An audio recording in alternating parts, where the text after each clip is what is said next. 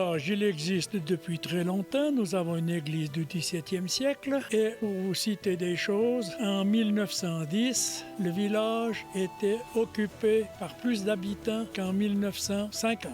Parce qu'il n'y avait pas de mécanisation, les familles étaient plus grandes d'une part, et d'autre part, dans les exploitations, tout se faisait manuellement. Avec la mécanisation, ça a disparu, ça.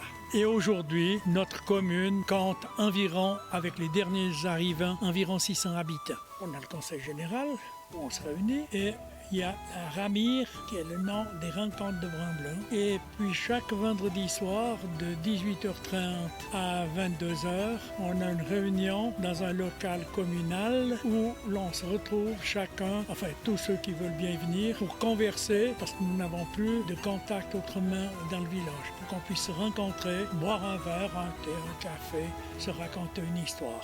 Alors, l'ambiance du village, on peut dire qu'elle est très bonne. La municipalité organise pour les gens âgés de plus de 65 ans, au mois de décembre, à midi, un repas où l'on peut se retrouver tous les anciens, où là on reconstruit le village.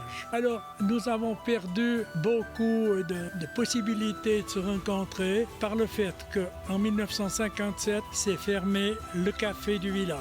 Dans les années 65, la laiterie s'est fermée.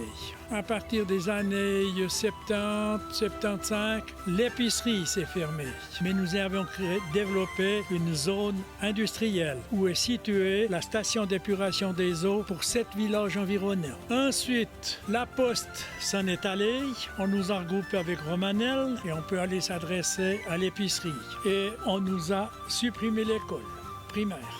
Alors, le sobriquet, ce sont les tâteries. Les tâteries, dans le patois vaudois, ce sont les mangeurs de gâteaux aux pommes. Et nous avons un village à peu près similaire, c'est Panta, qui s'appelle les Tartreux. Et nous nous sommes rencontrés une fois, ils avaient organisé un rallye et ils avaient fait la tarte aux pommes.